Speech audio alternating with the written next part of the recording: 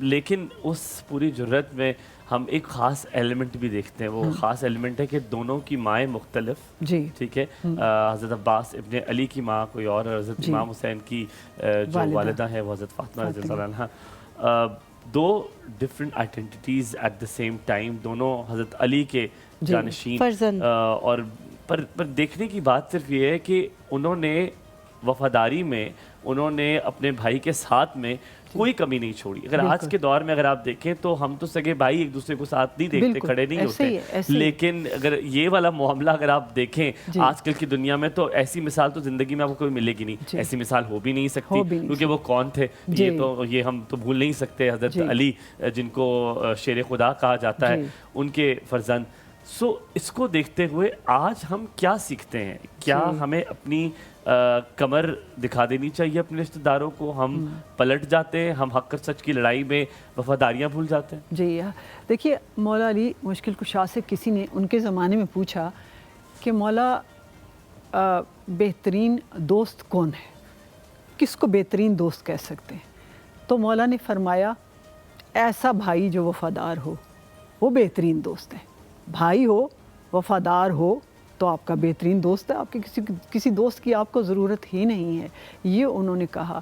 اور حضرت عباس علمدار نے جو, اب دیکھیں یہ کربلا جو ہے نا, اس میں ایک ایک آدمی, ایک ایک خاتون کا جو کردار ہے نا, وہ درسگاہ ہے ایکچولی. اس سے آپ ہمیشہ سبق سیکھ سکتے ہیں اور نسلوں تک اور آئندہ بھی سیکھتے رہیں گے.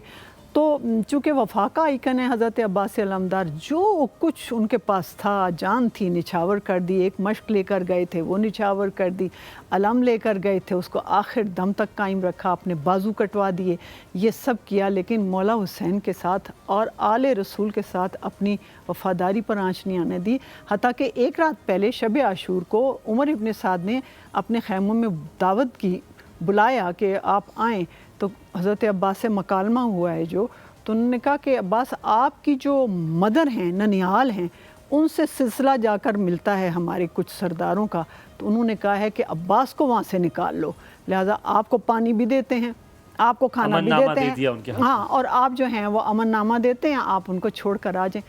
جس کا بڑے جلال سے جواب دیا, نے کہا کہ میں عباس ابن امیر تو سمجھتا ہے کہ علی کا بیٹا ہو کر میں علی کے لال کو کس کا ساتھ چھوڑوں گا؟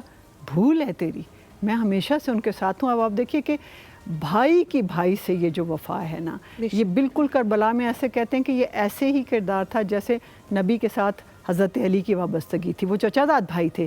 مولا علی حضرت سرکار دو عالم صلی اللہ علیہ وسلم کے چچا زاد بھائی بھی تھے اور بیٹی کے شوہر بھی تھے, داماد بھی تھے. حضرت عباس ابن علی واپس آئے, جب لشکر سے واپس آئے تو انہوں نے بتایا کہ وہ جنگ کے لیے تیار ہیں, کیونکہ اس وقت وہ بھی تکبر میں آگے. انہوں نے کہا, انہوں نے اس انکار کر دیا امن نامے سے, تو انہوں نے کہا کہ جی جنگ کا اعلان کر دو, اب جنگ ہو کے رہے گی. قریب آ گئے خیموں کے, ایسا ماحول بن گیا, سورج کی تپش, بھوک پیاس, سارا کچھ دیکھتے ہوئے پوچھا گیا امام حسین سے کہ جنگ تیار ہے, بتائیے اب کیا اگلا لائے عمل. انہوں نے کہا ان سے ایک دن کی اور مہلت مانگو, ہم عبادات کرنا چاہتے ہیں, اپنے اللہ سے حاجات کرنا چاہتے ہیں, کچھ مانگنا چاہتے ہیں, قرآن کی تلاوت ہو.